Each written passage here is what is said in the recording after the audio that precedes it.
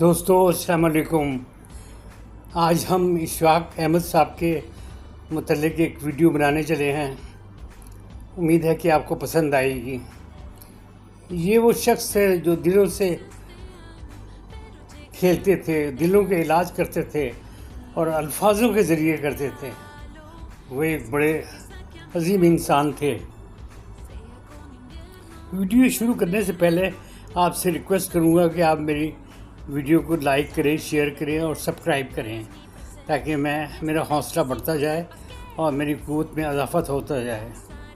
تو اب میں شروع کرتا ہوں۔ کچھ لوگ کتابیں لکھتے ہیں، کچھ لوگ انسانوں کے اندر روشنی جگاتے ہیں۔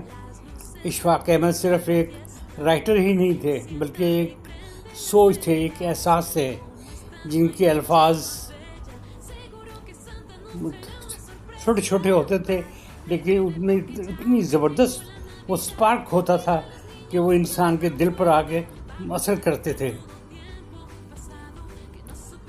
اشفاق احمد 22 اگست 1925 میں بھارت میں فیروزپور میں پیدا ہوئے۔ ہندوستان اور پاکستان تقسیم ہو گیا، وہ پاکستان چلے آئے۔ یہ ہجرت زمین کی نہیں تھی بلکہ یہ ہجرت انسانوں کی تھی، درد کی تھی، تکلیف کی تھی، اور یہ انہوں نے اپنی تحریروں میں ذکر کیا ہے۔ انہوں نے تعلیم حاصل کی، ریڈیو پاکستان سے وابستہ ہو گئے اور پھر اردو ادب کی دنیا میں ایسا نام پیدا کیا جسے آج بھی لوگ احترام سے یاد کرتے ہیں۔ دوستو، ایک خاص بات جو میں بیان کرنا چاہ رہا تھا، ان کی تحریروں میں جادو تھا۔ ان میں ایک خاص بات یہ تھی کہ وہ مشکل سے مشکل چیز بھی وہ بڑے آسان لفظوں میں ادا کر جاتے اور وہ انسان کے دل میں گھر کر جاتے ہیں۔ ان کے ڈرامے، افسانے اور گفتگو صرف کہانیاں ہی نہیں ہوتے تھے بلکہ زندگی کا ایک سبق تھے۔ ایک ان کا سپر ہٹ ڈرامہ تھا من چلے کا سودا، اور پھر ایک پروگرام تھا ان کا زاویہ، آج بھی لوگوں کے دلوں میں زندہ ہے، اور جب بھی وہ کہیں ٹی وی پر یا کہیں دیکھا جائے تو بڑے شوق سے لوگ دیکھتے ہیں۔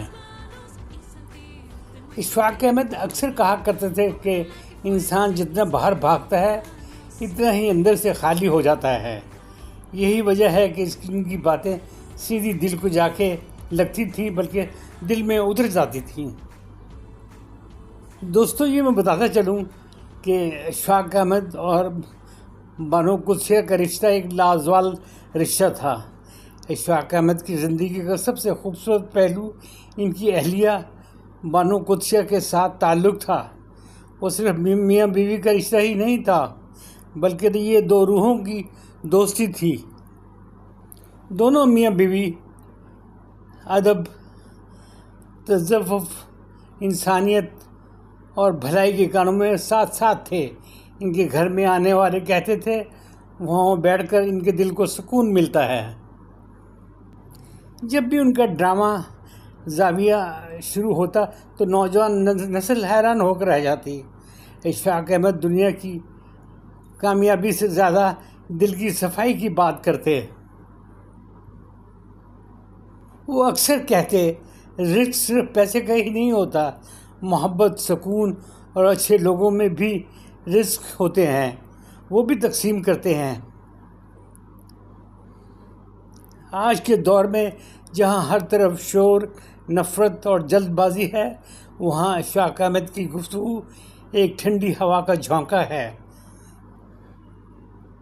اشفاق احمد صاحب کی ایک خاص بات یہ تھی کہ وہ مذہب کو صرف ظاہری چیز نہیں سمجھتے تھے،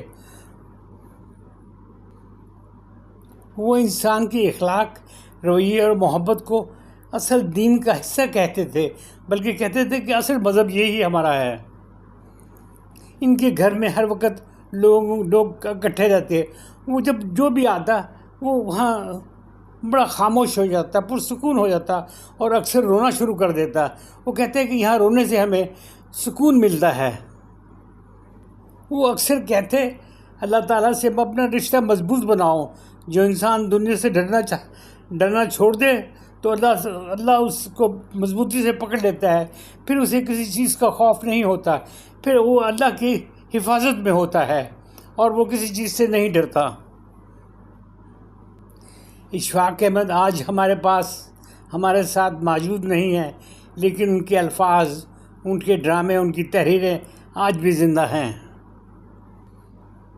جب کبھی دل پریشان ہو، زندگی بے معنی لگے، دنیا بہت شور کرنے لگے، تو اشفاق احمد کو سن لیا کریں، آپ کو سکون ملے گا۔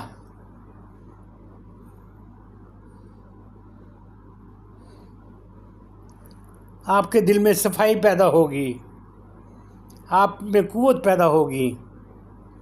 کچھ لوگ تو مر کر بھی ختم نہیں ہوتے، وہ اپنی باتوں میں زندہ رہتے ہیں۔ اشفاق احمد انہی لوگوں میں سے ایک تھے۔ مجھے کبھی یقین ہے کہ آپ کو ہماری ویڈیو ضرور پسند آئی ہوگی۔ اسے لائک کریں، شیئر کریں، سبسکرائب کریں، یہ صدقہ جاریہ ہے۔ آپ اس کو اپنے دوستوں میں ضرور شیئر کیجیے گا، پڑھنے والا بڑا سکون اور بڑی راحت فیل کرے گا۔